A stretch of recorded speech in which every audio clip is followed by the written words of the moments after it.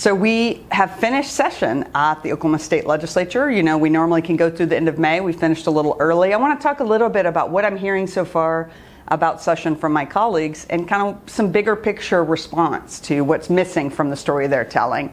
When we talk about my Republican colleagues and kind of what they're saying are the successes from the Capitol, I want to give it some more context. So we're hearing a lot about how our budget and our policies this year have strengthened public education, especially focused on readers, making sure that we're emphasizing literacy. And I'll say that's true. There was a lot of emphasis on how to read, making sure kids get that intervention to help them read. And there was an act that moved through called the Strong Readers Act. I was really proud of the work that Senate Democrats, Senator Hicks especially, and Senator Dossett did to work with the Republican author of that bill to make sure there were allowances in there for special education for the kind of intervention kids need early to make sure they're not held back unnecessarily. But at the same time, that bill did not address some of the biggest issues we see as ongoing problems for our public schools. Number one, experienced educators in the classroom. We have a huge exodus of teachers, and I think we can't forget that this has been happening for a while, but it was made a whole lot worse by Ryan Walters. And we are just finishing the school year where Ryan Walters resigned. You know, we started this school year with him in the helm, still creating chaos and havoc, still attacking educators directly. So we have to remember that educators are tired and burned out from that. We also see a huge need for investment.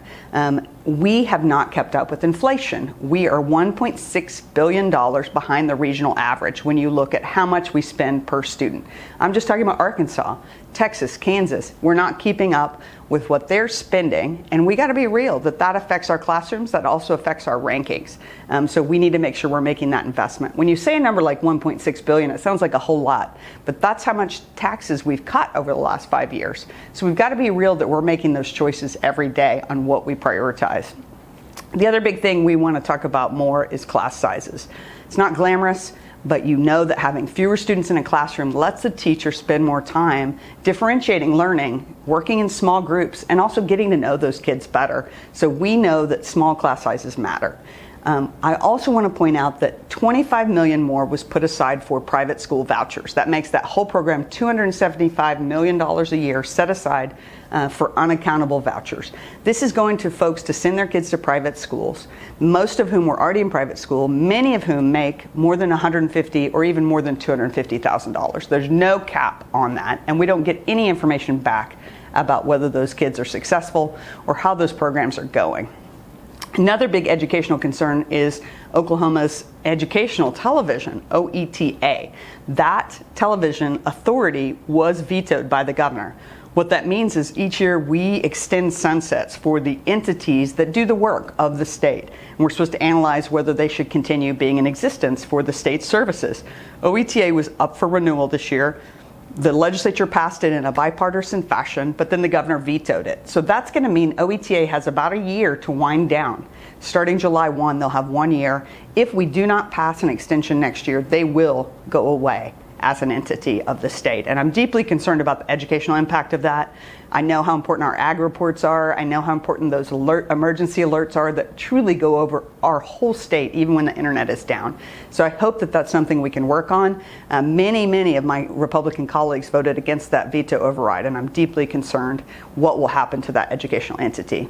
The other big area we're hearing from our Republican colleagues since session is they really want to tout that this year was a responsible budget.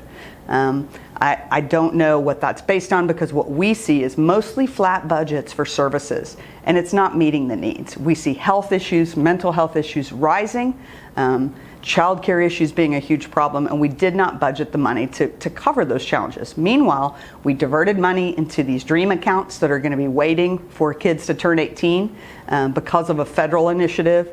We saw a lot of money going towards the slush funds or pet projects in people's own districts. Those funds could be put to work for today and to save us costs down the road. Specifically, I want to talk about childcare because we're losing childcare slots every day. There's businesses closing. They've lost the amount that they're getting per day. Plus, we're cutting back which families are eligible. And what we're seeing is working families who are not making true living wages cannot afford childcare. And that's going to limit who can go to work, and that's going to limit whether they can be upwardly mobile, especially with wages as they are. So these are huge things that were left undone in the Capitol that we need to keep working on. I hope you'll feed back to us in this interim session on the things you hope we work on in the future and what you thought about what happened in the Capitol this year.